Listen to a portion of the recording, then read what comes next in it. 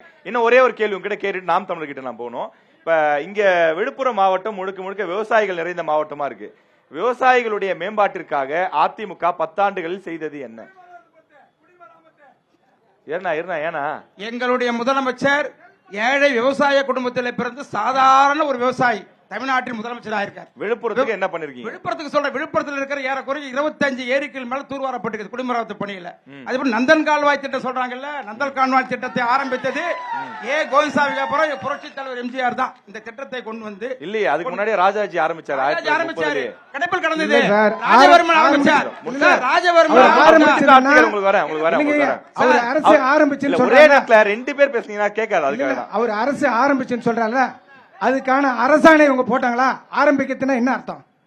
அரசு ஒரு பணியை துவக்க வேண்டும் என்று சொன்னால் அதற்கான அரசாணையை போட வேண்டும், சட்டமன்றத்திலே அனுமதி பெற வேண்டும். அதற்கான ஆதாரம் இவரிடம் இருக்கிறதா? எது? நந்தன் கால்வாய். நந்தன் கால்வாய் சொல்றல, நந்தன் கால்வாய் திட்டத்துக்கு முதல் புரட்சி தலைவர் எம்ஜிஆர், புரட்சி தலைவர் அம்மா காலத்தில் நம்முடைய அமைச்சருடைய சீரிய முயற்சியாலே திட்டப்பணிகளை பெருக்குவதற்காக 38 கோடியை ஒதுக்கிய ஆட்சி அதிமுக ஆட்சி. அதோடு மட்டுமல்ல, ஒன்றை சொல்லியாக வேண்டும், அந்த பகுதியிலே மேலச்சேரி என்ற ஊர் பக்கத்தில் இருக்குது. 6 பேர் ராஜவர்மன் கட்டிய அந்த அணையில சிமெண்ட் வாய்க்கால் வந்து பட்டா நிலத்துல போச்சு. 6 விவசாயினுடைய பட்டா நிலத்துல போச்சு.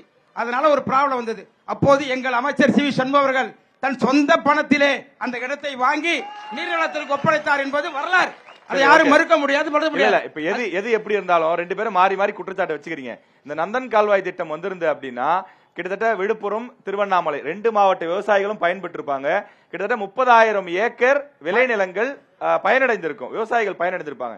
ஆனா 2 பேருடைய ஆட்சியிலுமே கொண்டு வரல அப்படிங்கறதா மக்களுடைய குற்றச்சாட்டா இருக்கு. இன்னும் முழுசா வந்துருச்சா? தமிழ்நாட்டுடைய முதலமைச்சர் உங்க கட்சிக்கு சின்னம் கொடுத்தவர் ஏஜி, தமிழ்நாட்டினுடைய முதலமைச்சர் அவர் தானே உதயசூரியன் சின்னம் கொடுத்தாரு. சென்ற ஆண்டு இந்த பிப்ரவரி 14 இங்க வரும்பொழுது வந்து 320 கோடிக்கு அந்த திட்டத்தை அறிவித்து அதற்கான அரசாணை இப்ப நிலத்தை கையகப்படுத்துறதுக்கு கிட்டத்தட்ட 54 கோடி. டேட் சொல்லுங்க. நீங்க சொல்றீங்க, ஓகே, புரியுது, எனக்கு புரியுது. என்ன டேட்? டேட்ல எந்த வருஷம்? சாரி, எந்த மாசம்? 2000. இப்ப டிசம்பர்ல. ஆமா, 24 ஜனவரில 28/1/2025 ஜனவரி இருக்கு 28/1/2025 5 ஆண்டுகள்ல நம்ம வாக்குறுதி கொடுத்திருக்கோம். என்கிட்ட அந்த வாக்குறுதி புத்தகம் இருக்கு, என்கிட்ட இருக்கு.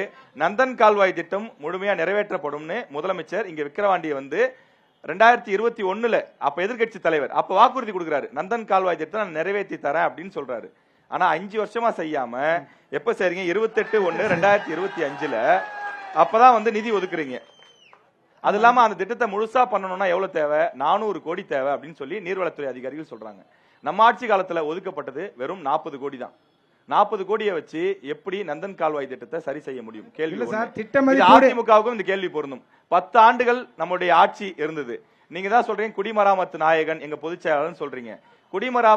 மற்ற இடங்கள காவிரி எடுத்துக்கிட்டோம்னாலும் சரி, வைகை அந்த மற்ற ஆறுகள் இணைப்பு அதெல்லாம் எடுத்துக்கிட்டாலும் சரி, பெரிய திட்டம். இதுக்கு வெறும் 400 கோடி தான் தேவை. உங்களுடைய ஆட்சியில செஞ்சு கொடுத்திருக்கலாமே. இல்ல, செய்வதற்குண்டான ஏற்பாடுகளை செய்யும் போது அவங்க தான் ஏற்பாடு செய்யறாங்க. நீங்க ஏற்பாடு செய்றீங்க, அவங்களும் ஏற்பாடு முடிக்க மாட்டேன்றீங்களே. விழுப்புரம் மாவட்டத்துக்கு மேல ஏன் உங்க 2 பேருக்கும் பாசம் இல்லையா? குடிமராமத்துன்னு சொல்லிட்டு அது ஒன்னும் பெரிய பலன் எங்கும் கொடுக்கல. உங்களுடைய முத்தமிழங்க டாக்டர் கலைஞர் அவர்கள் ஆட்சியில் தான் ஒரு பஞ்சாயத்துக்கு ஒரு குளத்தை 5 லட்சம் ரூபாய்க்கு கிட்டத்தட்ட இங்க 1104 பஞ்சாயத்து இந்த விழுப்புரம் மாவட்டத்தில் இருந்தது. 1104 பஞ்சாயத்திலும் குளம் வெட்டி கொடுத்தவர் எங்களுடைய மறைந்த முதல்வர் கலைஞர் அவருடைய ஆட்சியில 1104 பஞ்சாயத்துக்கும் 5 லட்சத்துல குளம் வெட்டி கொடுத்துருக்காங்க. அவங்க குடிமராமத்து என்ற பேர்ல அவங்க மராமத்து தான் பண்ணிட்டு போனாங்க. ஓகே, நன்றி. இந்த நந்தன் கால்வாய் திட்டத்தை பொறுத்த வரைக்கும் பொதுமக்களுடைய, குறிப்பா விவசாயிகளுடைய நீண்டகால எதிர்பார்ப்பாருக்கு கிட்டத்தட்ட 90 ஆண்டுகளுக்கும் மேலா அதை எதிர்பார்த்து காத்துட்டு இருக்காங்க. 3 பேருக்குமே அது ஒரு கோரிக்கையா வைக்கிறோம் நியூஸ் தமிழ் சார்பில். அடுத்து வரக்கூடிய ஆட்சி யாருடைய ஆட்சியாக இருந்தாலும், இங்கே இருக்கக்கூடியவர்கள் கட்சி சார்பில் அல்லது வேட்பாளர்கள் யார் வெற்றி பெற்றாலும் அந்த நந்தன் கால்வாய் திட்டத்தை இந்த 5 ஆண்டுகளுக்குள்ள நிறைவேற்றி கொடுங்க அப்படிங்கிற ஒரு கோரிக்கையை மக்கள் சார்பில். முக்கியமான விஷயம் இல்ல அவங்க ரொம்ப நேரம் முடிச்சிட்டு கண்டிப்பா வாய்ப்பு தரேன். எல்லாருக்கும் வாய்ப்பு இருக்கு. ஒரு நிமிஷம் ஒண்ணு மட்டும் சொல்லிடுறேன். விழுப்புரம் ஒரு குக்கரம் மாதிரி இருந்தது. இந்த விழுப்புரம் தலைநகரம், இந்த மாவட்டத்தினுடைய தலைநகரம் இப்ப கள்ளக்குறிச்சி சேர்ந்து இருந்தது. இன்னைக்கு இது வளர்ச்சி அடைந்ததுதான். அன்றைக்கு அமைச்சராக இருந்த பேராசிரியர் பொன்முடி அவர்கள் இங்கே இருக்கின்ற பெருந்திட்ட வளாகம் ஏறக்கால பொதுப்பணித்துறைக்கு சொந்தமாக இருந்தது. அது சட்டமன்றத்திலே அரசாணை பிறப்பித்து அதற்காக அந்த இடத்தையும் பெற்று பெருந்திட்ட வளாகத்தை வாங்கி கொடுத்து அதன் பக்கத்திலே ஒரு ஒருங்கிணைந்த நீதிமன்ற வளாகம் அத்தனை துறை சரி, அலுவலகத்தையும் ஓகே. அது சாதனை இந்தியாவில் சொல்றீங்க, முதல் சுற்றிலே சொல்லிட்டீங்க. தமிழ்நாட்டிலே இல்லாத அளவுக்கு பெருசா பண்ணி கொடுத்து சரி, ஓகே. நன்றி, நன்றி, நன்றி, நன்றி. ஓகே.